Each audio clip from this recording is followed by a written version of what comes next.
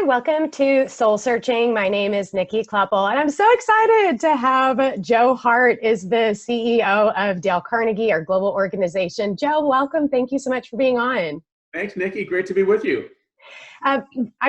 One thing that made me think about having you on that I just really love about you is that as successful as you are leading our global organization, you also focus on being a mentee yourself. And you had Alan Mullally, who's really popular here in Seattle, as your mentor. So maybe let's start with that as, Sure. what is the best advice that you gained from him or that experience of being mentored by such a, famous and successful leader? Yeah, so just to back up, it's great to be with you. You've been tremendously successful in our business. I know that you live our Dale Carnegie principles and do such a phenomenal job. So thank you for having me, and thank you for doing what you're doing with your podcast. I guess I've always had the philosophy that we need to be learning. My dad always said, life is about growth. And so in so many parts of my life, I've looked for people who could help me. When I started to run, I had a professional coach. When spiritually, a spiritual director. There's different types of things, but when it came to business, I was fortunate enough to meet Alan Mullally, who is, I think, the most extraordinary leader I've ever met. He is just absolutely an incredible person. And, so the opportunity to learn from him, to talk to him, it's phenomenal. And I'd be happy to share you a few stories if you'd like. Yeah, definitely. The first thing I'll tell you is that, his BPR system, his working together management system is brilliant. It really consists of, how you operate in this particular case of business, but you could use this for anything else. But there's also a people component to it. And I met Alan when we started to implement his system at Dale Carnegie. And he's a humongous Dale Carnegie fan. He read How to Win Friends, really influenced him and so forth. And, so I basically said, here's a man who is one of the most successful, if not the most successful business leaders of our time, took Boeing and saved it from a potential bankruptcy in 2001, did the same thing with Ford starting in 2006. And he's, given me this playbook. So why would I not want to follow the type of things that he did? And recently I've had the chance to talk to him as well. He led Boeing and Ford through major crisis, and certainly he's been an inspiration to me as I've led Dale Carnegie through crisis. Absolutely. And thank you for bringing him in as a keynote to one of our international conventions, just being able to hear him. One of the things that really struck with me that he'd mentioned too is modeling the best practices at work and doing them at home, like having family meetings and, those check-ins and, things work so well at work. How do we do those, to improve communication and diplomacy and decision-making in our families as well? I'm a big believer in that work-life connection that, it's not about balance or separating, but really we can, have more synergy if we connect them. And you've definitely modeled that and had your family come to and, talk about family as well. So maybe on that note also, what would you say is your favorite Dale Carnegie principle as applied to parenting? Well, just to back up, if you don't mind, talking about Alan, I had a chance to sit down with Alan in February. We both happened to be in the Phoenix area, Scottsdale area for vacation at the same time. He spends a lot of time there in the wintertime. And, so I'm sitting across the table having breakfast with him. And we were talking about having a family, and we climbed Camelback Mountain. He was talking about just the importance of family. He said, remember, he said, it's not enough for you to be with your family just on vacation once a year and go back. You got to be there with those kids. You got to be building those kids. And that BPR system that you talked about, he used for weekly meetings with his family. Mm-hmm. So, when you think about being balanced and being successful, someone can be extraordinarily successful in business and not very successful in their family life. And in my mind, that's not necessarily a great success. And what he emphasized, which I believe, and I know you believe as well, is really, life is about learning. It's also about giving and relationship and connection. And, so that's something I think is really great to see in a leader like him. And tell us a little bit more about the BPR and some of those tenets, for the leaders that are listening. If we were to copy some of those main best practices, what are they? Yeah, I think they come down to a few different working together principles, and probably the cornerstone of it is that, we live to serve. And you really have to, and the essence of service is working together. It's not a hierarchy. It's not saying you go do this. It is, I mean, there are times where that's part of what we do, but it's working together. It's listening to each other. It's appreciating. It's being transparent. It's operating from the level of integrity. And that's something he's impressed upon me as well, is that, the CEO sets the tone for the business. And the CEO has to hold people accountable. The CEO has to drive culture. And that starts with an integrity and a level of service that if you demonstrate that, you've got to model that, you have to have zero tolerance for people who violate really the working together, those principles. So that means that we're gonna be truthful, we're gonna involve people, we're gonna try to be as open as we can about the things that we can and get people involved. And so that kind of model is something that applies, whether it's a formal application of the system of red, yellow, and green and evaluating metrics and so forth, but it's just how we treat each other. It's something that can apply in our personal relationships and our family relationships. So, yeah. One thing I do remember a story that he told about where some of the leaders on the team didn't want to show red, if things weren't going well. And I think especially now with, politics and pandemic and, racial and social injustice, this idea of like, it's hard to say, hey, I'm not feeling okay, or things aren't okay.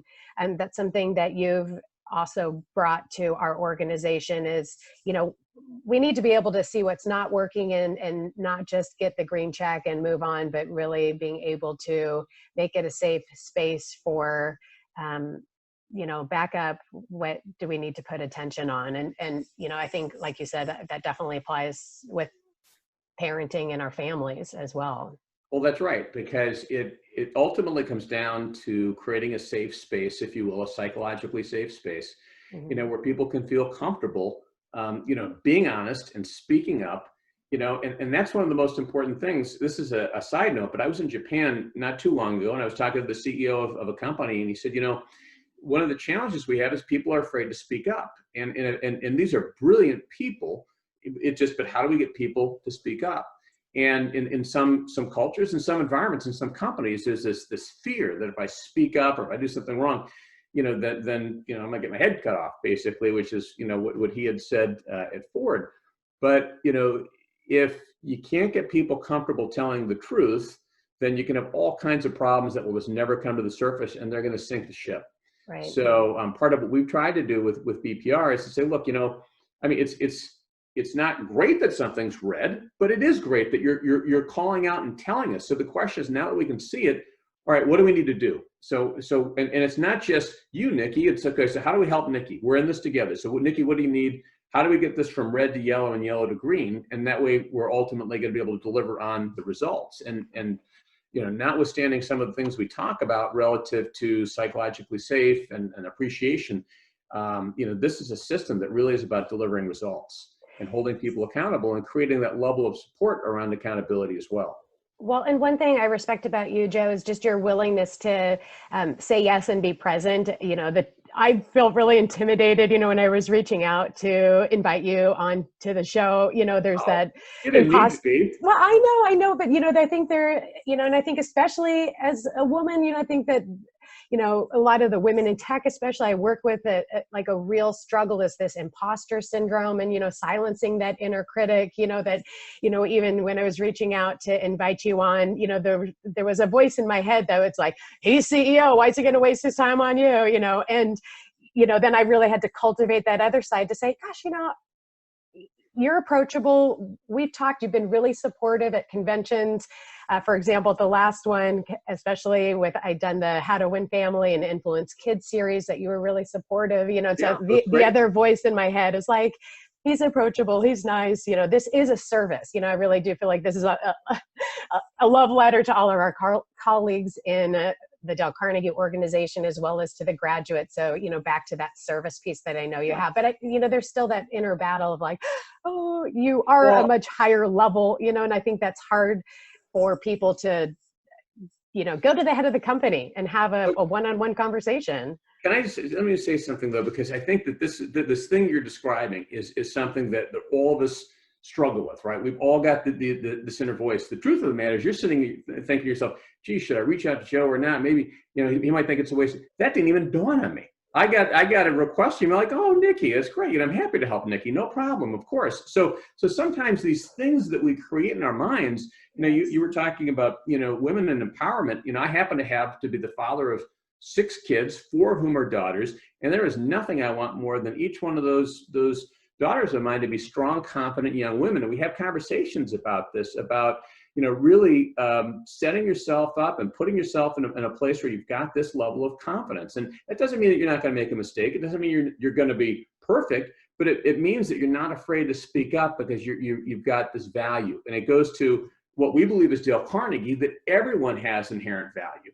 And your voice is important. So be prepared to speak up. And, I know that that's something that not just I think we all struggle with that to some degree, but. And thank you for highlighting what the other side is. I remember there's a bumper sticker that says, don't believe everything you think. And I always share that with my clients, my students, to say, don't believe everything you think. In my mind, I'm imagining what you're thinking, and here, that didn't cross your mind. So didn't even dawn on me. Yeah. It's such I think a really good lesson to don't assume because someone's a CEO or they're higher level or, superior in some way that we don't have worth or talent or that it can't be beneficial for both parties. So thank you for illustrating the truth of that. Yeah, no problem. I mean, and again, I can only emphasize that, a lot of times we can be our own worst enemies. And there's a great quote, Dale Carnegie had a scrapbook and he captured these great quotes. And one of the quotes was, our life is what our life is what our thoughts make it. It was from Marcus Aurelius, the Roman emperor and philosopher. But our lives are what our thoughts make it. So if we have these negative thoughts that I can't do this or not good enough, you know what? I mean, we're going to get that. But if on the other hand, we've got empowering thoughts that are saying, I'm going to give this a shot. What's the worst thing that's going to happen? Then all of a sudden, we're empowered. We built confidence. We're able to achieve great things. And people are so much more competent and capable than they aren't necessarily confident sometimes. So I think it's important. In fact, I don't want to talk your ear off, but I've got one thing I'll tell you, if it's okay. Please. Because this is a huge epiphany for me the other day. I was reading, How to Stop Worrying and Start Living. And, there's a chapter, it's the 8 words that can transform your life. And Dale Carnegie says, he's talking about, he was asked, what's the biggest lesson you've ever learned? And I'm thinking, wow, I'd love to hear, what is the biggest lesson that Dale Carnegie ever learned? It's like, yes. Okay, let's hear it. And he says, by far, the most vital lesson I've ever learned is the importance of what we think. If I knew what you think, I would know who you are. Our thoughts make us what we are. Our mental attitude is the X factor that determines our fate. Emerson said, a person is what he or she thinks about all day long. How could he be possibly anything else? I know with a conviction beyond all doubt that the biggest problem that you and I have to deal with, in fact, almost the only problem we have to deal with, is choosing the right thoughts. So, I mean, what a powerful idea. I think I try to remind myself of that all the time. Me too. And Joe, that's actually my favorite chapter. I always tell everyone, this is my favorite in both books. Like, this is it. Everybody jump ahead and read this one, and I think both faith says that same thing, like with the power of our thoughts and what we believe. And so how I was raised, that piece of it too. And, the kind of more mystical things along like the law of attraction and, just the more I learn across all different faiths. And that's one thing I really love about Microsoft, especially, is it's like such a global organization and so many different perspectives and faiths and beliefs. And really that is such a core belief among human beings, and we forget it, and I think we often compartmentalize how we were raised or some of the, let's say, spiritual parts of our lives, and then just show up at work versus saying, gosh, that can be a huge thing to, give me the confidence to reach out to you, even as to say, one of my favorite scriptures is, I can do all things through Christ who strengthens me. Like that is something I'm like, okay, right. And, just realizing how to bring that to help me show up to you, to, my clients, that if we lean into that versus, having that separation, and you definitely embody that as well. I mean, even the first few moments talking about having a spiritual advisor, right? It's like, wow, that's so cool to have a CEO talk about that. So thank you. Well, thank you for saying that. And that's a great scripture. It's one of my favorites too. Yeah. I mean, and I love too, you're talking about, especially with your daughters, but, of course, all your kids, of trying to get them to have that confidence. So specifically, how do you empower and how do you parent in a way that creates that confidence in them? I will tell you that the single hardest job I have is a parent. It's I mean, I've got twin boys who are 13, and I think about how, the other night I hear one telling the other one that they're twin boys. It's like, how ugly he is. I'm like, you guys look almost exactly the same. It's like, but the fighting, I'll hear this. So, it's a lot of it is just trying to get them even to get along and be good people. Yeah. But, I think you're so relatable. I mean, I also have a 13-year-old. They're not twins, but they're 13 and 16. And the 13-year-old was saying the same thing, and I was like, everyone thinks you guys look alike. So as you're insulting him, you're also calling us ugly and stupid and your own face. What are you talking about? You guys, you think it looks different, but everyone else thinks you guys look the same. So can't you see you're insulting yourself? And, that same thing is like that unity, we are one body, we're one thing, how can you, hurt yourself, really? Can you not see that we're connected? But well, but they do. But I will say, growing up, one of the things, my mom and dad, I was very fortunate to have very loving parents, supportive parents. Never once did my parents ever call me a name, or in fact, if anything, they always told me, my mom, my dad, how proud they were of me. My dad, in particular, would always say, Joey, I'm so proud of you. He'd say to me, every father, every parent wants their children to become better than they are, and he really created an environment where, my parents said, I love you all the time. I mean, almost to the point where I felt like, yeah, you always say that. You're my parents. You say you love me. It's like I say to my own kids. So I tell them, number one, I try to tell them, I love you a lot. I tell them you're never too old to hug your dad, and I'm proud of you. And I try to say those things to them.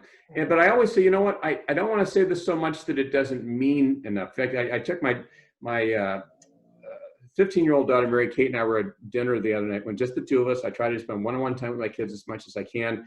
And I said, I was telling her how proud I was of her, because I know it's hard being the 15-year-old girl with all the different challenges of teenage girls and social media and all that stuff. And I just wanted her to know how proud I was and how much I love her. But I said, I don't want to ever say this so much that you feel like it doesn't mean anything, like you hear it too much. She said, no, I know you mean it, and it means a lot to me. And so, I think the biggest thing for me, is to try to help them know that they are loved, that they are valuable, and at the same time to try to direct them, because a lot of times it's like, I'm like, this is a really bad decision you're looking to make here, Right. And my job as a parent right now is, like, I always tell them this, you guys, you're going to be 18 or 19, you're going to be out of the house, you can make your own decisions. And it's not my desire to micromanage you. My job is to do the very best I can to raise you right now so that ultimately you make good decisions for yourself, because, I don't have a stake in this in the sense other than wanting you to be happy. I want you to be happy and successful and all those kinds of things. So maybe it's a long answer. Sorry for talking. No, I love it. Well, first of all, that praise, and one thing Mr. Carnegie said is, I'm talking about a new way of living. And I love that, that it's not flattery, but it's the genuineness that you live and show in other ways. And, similar, especially having a 16-year-old, and he just started driving. And so, there's an element of some freedom and letting go. And, when he said something, I was like, be careful. And he said, I know, Mom. He's like, he's like, he's like, it's my face and my safe, my health, I want to make sure that, I don't get paralyzed or something like that. So I was like, oh, good. The whole talk in terms of his interest, I've always tried to phrase things instead of like, cause mommy wants you safe, but so you stay healthy and don't have a scar, all those kinds of things. So it's interesting now.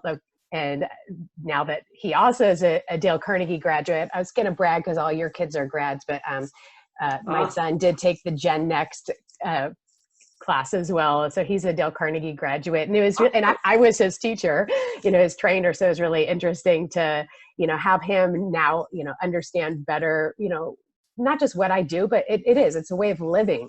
And, he was like, gosh, oh, I see how you've done this and this, and just kind of helped him to zoom out and see why it's life changing. And he's not been a graduate assistant yet. Like I know Abby has been, which I guess that reminds me, one of the things I saw on LinkedIn was wildly popular. Probably the most popular post I've ever seen of yours was that you had one visiting her in college and she had the affirmations up. And I guess something kind of interesting, especially as a CEO and, very professional and contributing on the business platform, to see another side of you as this dad. Were you surprised that was so popular? Or, did you feel any kind of like, oh gosh, this is a really personal post? It's like, I didn't know what to expect. I post a lot of different things, and some are personal and some are just purely business. And that one really got a lot of traction. I guess I was just so proud of her. I didn't even know she never told me she did that. I just happened to be in her apartment. Went to use the bathroom, and here's this mirror with all these Post-it notes, and they're cute. They're decorated, they have little hearts on them. I'm strong, I'm loved, and all these different things. And you got this. And the number one Post-it note that people asked about was the one that said, "Look in the fridge," because she had this Post-it note on there about. In an emergency situation, she's got chocolate in the fridge if she just really needs it. So, but no, I just thought I wanted to share that because I think it's important. We need to affirm ourselves. There are a lot of times either people or situations or voices, we worry about all kinds of things. It's like, we need to remind ourselves of all the times that we've been successful, all the times that things have gone right, of who we are and the greatness that we have. And sometimes, when I walked in there and there's this physical manifestation of that right there, yeah. I thought that was terrific, and I just thought it was worth sharing. And so many people to that post had said, "Oh my gosh, I'm going to do this," or "I already do this." And I think that we all know as people, just some of those voices that you talked about earlier, and the need to really be intentional about, taking command of our thoughts and. Yeah. Focusing it doesn't mean you don't focus on things that are challenges or problems. Clearly we've gone through COVID, right? Yeah. But it does mean that we remind ourselves of what's right. Yeah, absolutely. Well, and one thing, an analogy I always, say to people is, back to don't believe everything you think, but, brainwashing, I was like, why not? You think of it in a different way, think like we wash our clothes, our dishes, our bodies, that's a good thing to wash our thoughts, is to be really intentional and retrain our brains. And, especially working with so many people in tech, this idea of like coding and programming, it's that same idea. It's like, we have to be really intentional. I think it's probably really reassuring to you to see like all the work and the praise that you have done with your kids kind of paying off, that now they've learned to do it themselves. So it's kind of that idea of, teach somebody to, teach them to fish. It's for a lifetime. So it's that same thing, that now it's not just you having to whisper those affirmations to your kids, that they've learned how to do it for themselves as well. Yeah, that was very gratifying, and at the same time, I know that every day, it's sometimes people will ask me, how are your kids? And I'll say, it all depends on the day and the moment you ask. Yeah. Some days they're going great. Some days they're having challenges, but that's the goal is we raise them to make good decisions. And I was certainly proud of that. And, and at times she's got ups and downs, and the other kids too. And, but just to go back, I liked your analogy about, you get dirty, you wash yourself. I mean, there's nothing wrong with, just taking a second and thinking about mindfulness. Where's my thought? Dale Carnegie talked a lot about you can have two people in the exact same situation, same set of facts, and one is happy and one is miserable, right? And so what's the difference? The difference is what you think. And the question is, I keep telling my kids this and others too. It's like, how do you feel when you are agitated, frustrated, angry? I mean, just when you're walking around with this, all kinds of this stuff, and they talk about forgiveness isn't necessarily for the person you're forgiving. It's for you not to have to carry that stuff. And, why not focus on what is right? Why not focus on what we have to be grateful for? Because there's so much to be grateful for. This is the shot we got right now. Right. Like every day's a new day. And so be grateful. You did also talk about, it is a season of COVID and, being realistic as well. What soul searching? I mean, you're already a positive person, but what additionally have you discovered about yourself during this season and being reflective? Well, when COVID first started, and I think back, we've got operations, we're, as you know, in 86 countries, 200 operations. So we started to see what was happening in Asia and China long before it really kind of became prominent here. And when we started to see our operations around the world shut down at the same time, because at that time, a vast majority of what we were doing was in-person classroom. And we have a live online, and now we've really taken what we've done and expanded it all over the world. But at that time, it was a very scary time. It was a very scary time for all of our teams around the world. It was a scary time for me. But what was strange, Nikki, is that I kept saying to myself, I should be scared, but I'm not. And I should be worried, but I'm not. And I don't take that as myself. I take it like, I remember 9/11. And just that, I had just started a business right around 9/11. And I mean, first of all, it was a traumatic time for our country. And, it nearly ran us out of business. But somehow, thank God, we got through it. And then I think about 08, 09 and the same thing. So by the time, you get to these situations of crisis, and the question is whether or not we can look at it with perspective. And the perspective I had, and there's a quote that kept just coming into my mind. It was, I'm not afraid. I was born to do this. And, for me, I kept thinking, I've been through tough situations before. How am I going to want to see the way I responded 6 months, 12 months, 5 years? And when I look back, do I want to see cowardice or do I want to see courage? And I just did the best I could. And I'm still trying to do the best I can because we got up and down days. But I think the soul searching that I had, the real epiphany for me was really make sure I was looking at things with the proper perspective and reminding myself of the tough things I've been through before. And, COVID is especially pernicious because of how many people have died. And certainly that's something I'm very mindful of. So, we're all trying to be careful. And it's also pernicious in terms of what it's done to our society, in terms of the people who are depressed and the challenges that we face as a country and a world and a culture. So I think the opportunity you and I have as Dale Carnegie people, especially, is that, we teach how to stop worrying and start living. We teach how to have strong relationships. And, these are days, not just for us in Dale Carnegie, but really for everyone to step up. It's a time to be courageous. It's a time to focus on, all right, what can I do here? How can I make a difference? How can I make a difference in somebody's life who needs it, whomever that is? And I think all of us had the experience of picking up the phone or going on Zoom and calling people and talking to people, and just, people did that for me, and I try to do that for other people too. So, but it's a time that we will get through, and that's something we have to remind ourselves of. If you were to summarize into practical wisdom, what piece of advice would you give?